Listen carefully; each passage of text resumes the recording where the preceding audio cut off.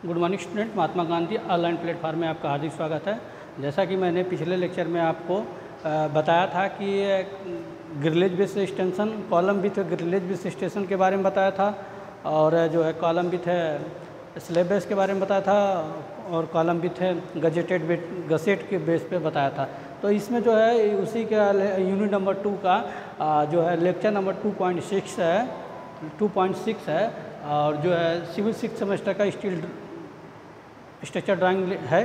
तो इसमें जो है किस तरह से, पहली बात तो हम करेंगे एक फिगर को देखते हुए आपको ऐसा लग रहा होगा कि कुछ नया चीज़ है। तो ये कुछ नया चीज़ नहीं है, बशर्ते ये जो है एक उसी का पार्ट है जिसको स्प्लाइसिंग कहते हैं। स्प्लाइसिंग मतलब होता है जैसे एक कॉलम है दूसरे कॉलम को जोड़कर उस पर कवर प्लेट लगाकर उसको क्या स्प्लाइसिंग करना, नहीं बांधने का काम करना। तो चाहे रिवेट के माध्यम से बांधें, चाहे आप जो है नट बोल्ट के माध्यम से बांधें, चाहे वेल्डेट के माध्यम से बांधा जाए। तो यहाँ पर आपको यहाँ पे फिगर दिखाया गया, 3D में फिगर दिखाया गया है। इसमें आप देख रहे होंगे बहुत अच्छी तरह से ये 3D में फिगर दिखाया गया है। स्प्लाइसिंग क्या होगा, जैसे कि आई सेक्शन का कोई काट है, कोई आई सेक्शन है, कोई स्टील स्ट्रक्चर का आई सेक्शन है, आई खंड है स्टील स्ट्रक्चर का। जो हमारा कॉलम है वो एक प्रकार का होता है। तो उस कॉलम में इनके नामकरण आपको पता होगा कि एक वेब होता है, 2 फ्लैंज होता है कॉलम के। उनकी मोटाई थिकनेस तो आप स्टील टेबल से निकाल लेते हैं, तो ठीक है। लेकिन यहाँ पर आप देख रहे होंगे कि आपका कॉलम नंबर 1 है और कॉलम नंबर 2 है। इनको आई सेक्शन का है, एक कॉलम दूसरे कॉलम के ऊपर रख कर हम कवर प्लेट, ये जो मेरा दिखाई दे रहा है आपको ये वाला, ये इसको बोलते हैं कवर प्लेट। क्या बोलते हैं? Cover plate, flange cover plate, क्योंकि फ्लैंज से जुटा हुआ है। तो FLANG फ्लैंज कवर प्लेट है। तो फ्लैंज से जुड़ा हुआ है तो फ्लैंज कवर प्लेट लगाकर इन दोनों कॉलमों को हम क्या करते हैं, स्प्लाइसिंग कर देते हैं, यानी जोड़ देते हैं। क्या कर देते हैं? जोड़ देते हैं। तो उन क्रिया को हम क्या बोलते हैं? स्प्लाइसिंग बोलते हैं। ठीक, तो इसको हम बोलते हैं स्प्लाइसिंग अरेंजमेंट करना जिसको बोलते हैं। तो ये आप लोग को समझ में आ गया होगा कि 2 कॉलमों को सेम 2 कॉलम हो, एकदम इक्वल वाले पार्ट को, इक्वल कॉलम हो, उन दोनों को जहाँ कॉलम ख़त्म हो जाता है। जैसे कहीं कहीं ऐसा होता है अधिक ऊंचाई पर हमको कॉलम ले जाना है तो थोड़े की ज़रूरत पड़ती है, तो हम क्या करते हैं उसी शेप का, उसी आकार का इक्वल का कॉलम हम जो है रख कर और उसको हम कवर प्लेट लगा के उसको क्या करते हैं रिवेट के माध्यम से या बोल्ट के माध्यम से हम लोग क्या करते हैं उसको स्प्लाइसिंग कर देते हैं, यानी बांध देते हैं। तो वो ये इसी प्रकार का ये स्प्लाइसिंग कराएगा। इसमें देखिए 2 प्रकार, इसमें इनके नामकरण मैं बता दूं। पहली बात तो नामकरण जानना चाहिए क्या क्या है।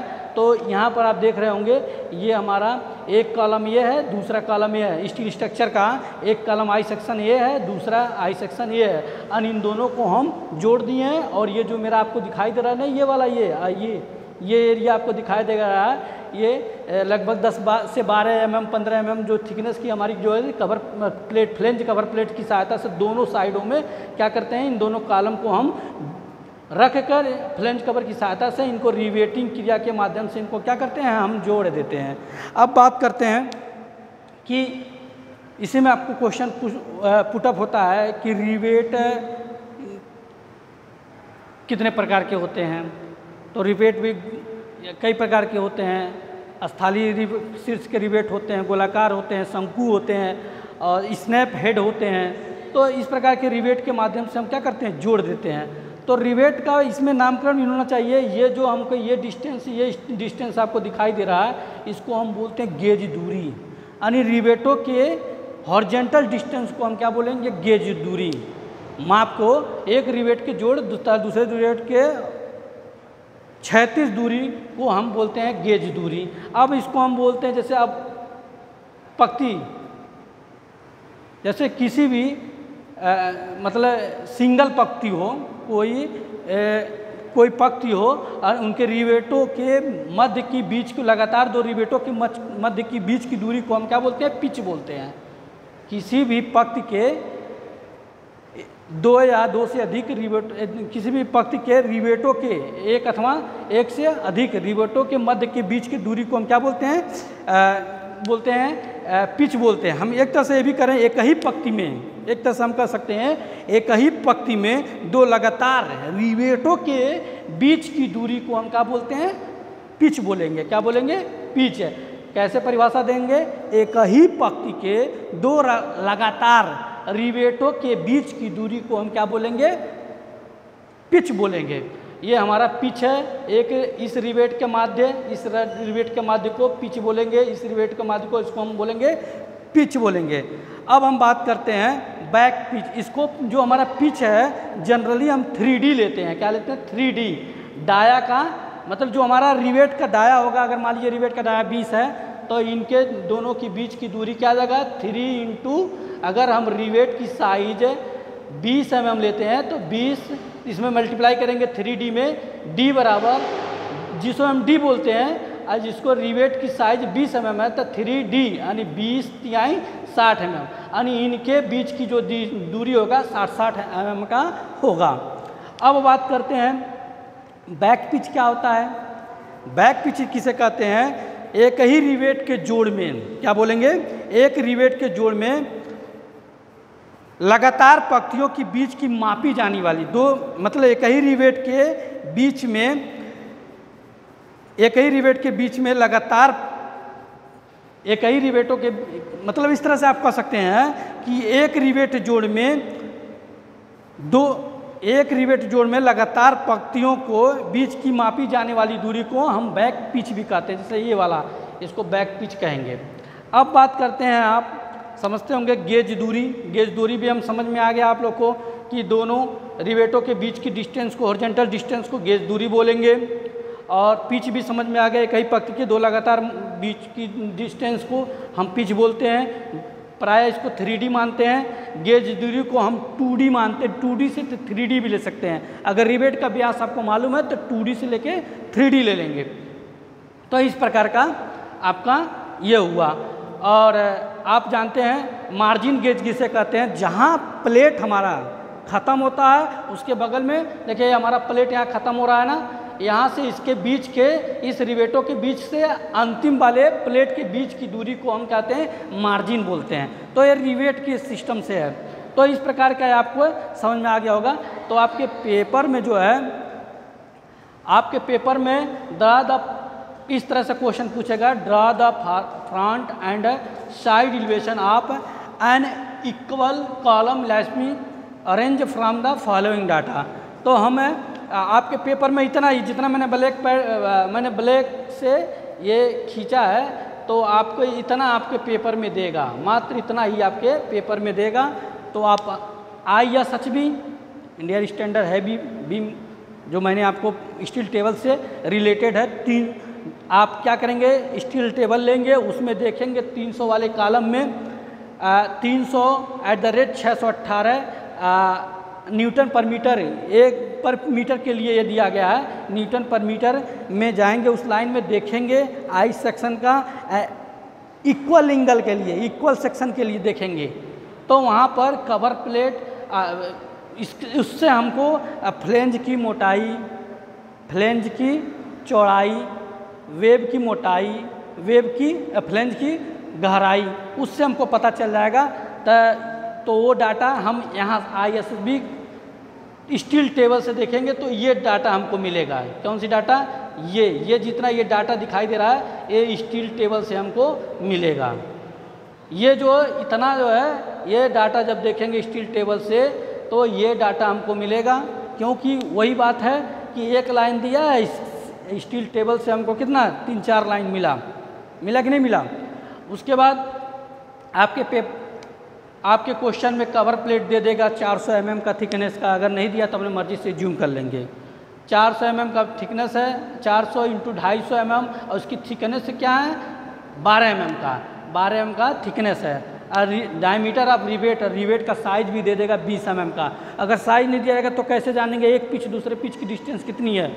जैसे मैंने वहाँ आपको बताया था कि एक पिच के दूसरे पिच की डिस्टेंस की दूरी का फार्मूला 3D होता है, उसी अकॉर्डिंग मैंने यहाँ पर देख लीजिए इसकी साइज़ मैंने यहाँ से प्राप्त हो गई। देखिए ये प्राप्त हो गई है हमको, स्टील टेबल से मैंने देखा, उस यहाँ से ये मिल गया मुझे। उसके बाद गेज आप डिस्टेंस देखेंगे कि इसका कैसे निकाला, 140 होगा। जो आपका गेज डिस्टेंस होगा 140 में मान लेंगे। पिच का रिवेट आपका 3D है, तो जो हमने 3D जो डाया हमने माना है जो डाया 20 mm का मैंने माना है, तो इसी में मल्टीप्लाई करेंगे तो 3 2 जा 23 जा 60 mm आया। तो रिवेट के पिच ऑफ रिवेट का जो पिच होगा हमारा क्या है 60 mm। As of distance 2D लेंगे, डाया का 2 में क्या करेंगे मल्टीप्लाई कर देंगे। तो उसके बाद एज ऑफ डिस्टेंस 2D है, तो ये सब कर लेंगे। तो यहाँ पर देखते हैं, इस तरह का क्वेश्चन आपके बोर्ड में देगा और आप लोग इसको थोड़ा सा नोट कर लीजिए। और उसके बाद मैं आप लोग को इसको डायग्राम कैसे बनाते हैं उसको मैं समझाऊंगा, थोड़ा आप लोग नोट कर लीजिए।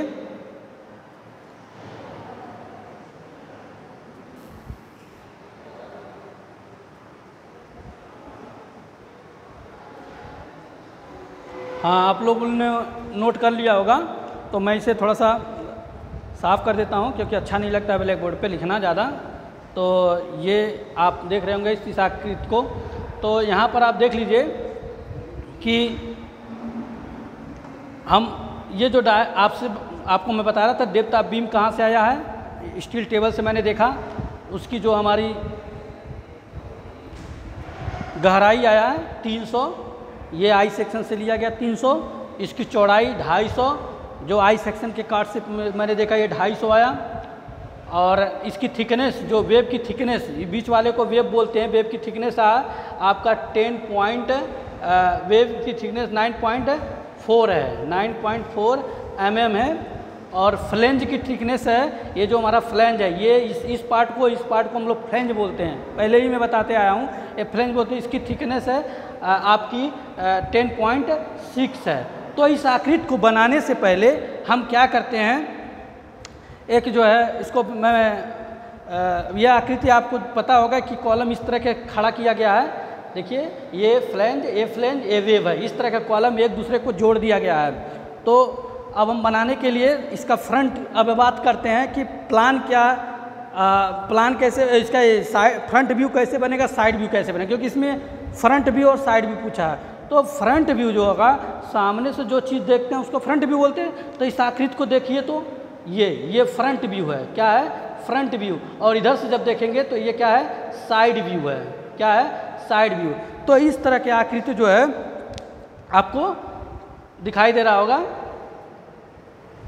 अच्छा, फिर उसके बाद तो फ्रंट में आपको दिखाई देगा ये तरह आकृति, एक प्लेट है, एक प्लेट है। तो देखिए एक प्लेट है, एक प्लेट है। तो नीचे वाले को हम बोलेंगे लोअर प्लेट, ऊपर वाले को क्या बोलेंगे अपर प्लेट। नीचे वाले को लोअर प्लेट, ऊपर वाले को अपर प्लेट।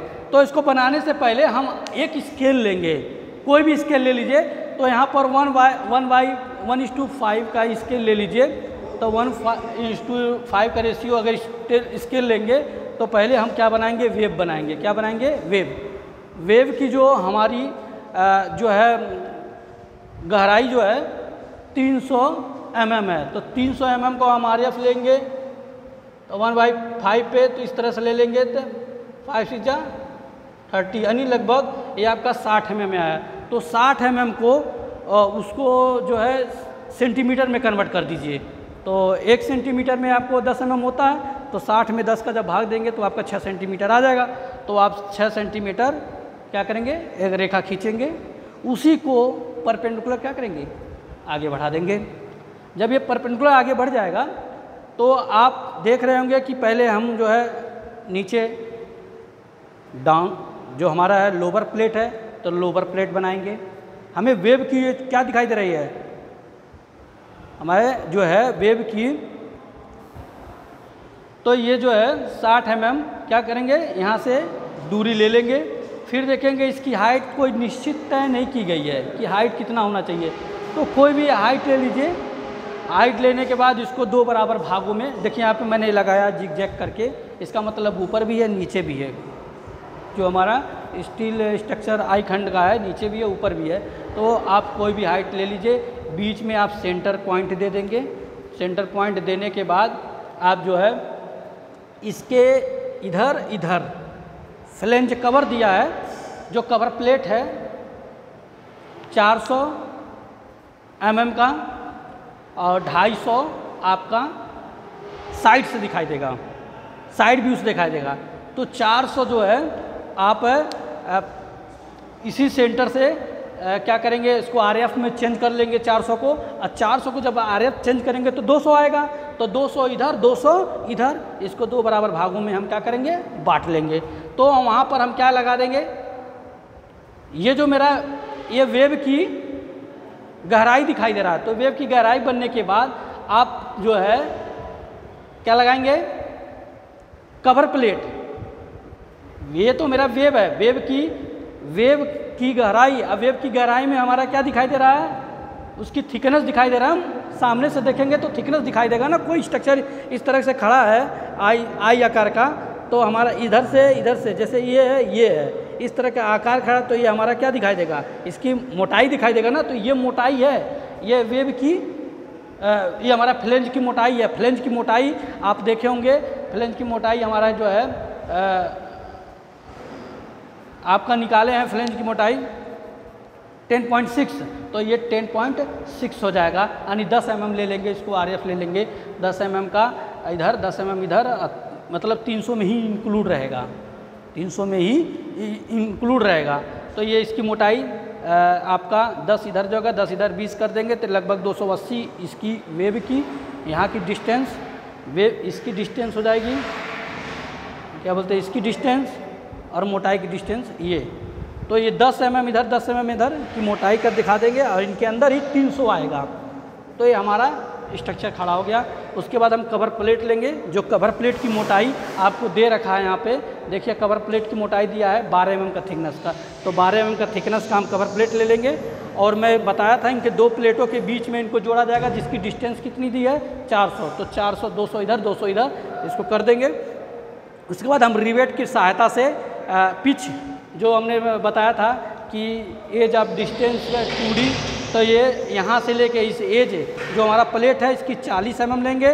उसके बाद जितना पिच आएगा 60, देखिए एज इधर भी आ रहा है, तो ये 40 जितना एज आएगा प्लेट का उधर 40, देखिए इधर का एज होने के नाते इधर से 40 इधर से 40, ये टोटल हमारा क्या है 80 ले लेंगे। उसके बाद 60 जहाँ एज आएगा इस प्लेट का, ये हमारा कवर प्लेट है, इसका 40 इधर से आ रहा है 40 इधर से आ रहा है, तो टोटल हमारा क्या है 60 इसको इंक्लूड करके हम बांट लेंगे। अब हम बात करते हैं कि एलिवेशन में आपको देखिए सेम साइड से दिखाई देगा 250, इसका देखिए यहाँ से ये डिस्टेंस जो दिखाई देगा क्या दिखाई देगा 250, तो ये 250 वाली आकृति हम क्या करेंगे इधर से हम बनाएंगे, तो ये 250 वाली आकृति बनाएं। और इधर से देखेंगे तो रिवेट आपके कितने दिखाई दे रहे हैं 2 2 4 6, तो आपके 3 3 6 रिवेट दिखाई दे रहा है। ये जो आप डाटे लगाए हैं उसके ये जो हम डाटे दिखाई दे रहा है, ये वेव की क्या है, ये वेव की मोटाई है, इसलिए उधर से जब हम देखेंगे तो उसका कुछ ना कुछ पार्ट दिखाई देगा, यानी वो डाटेड है।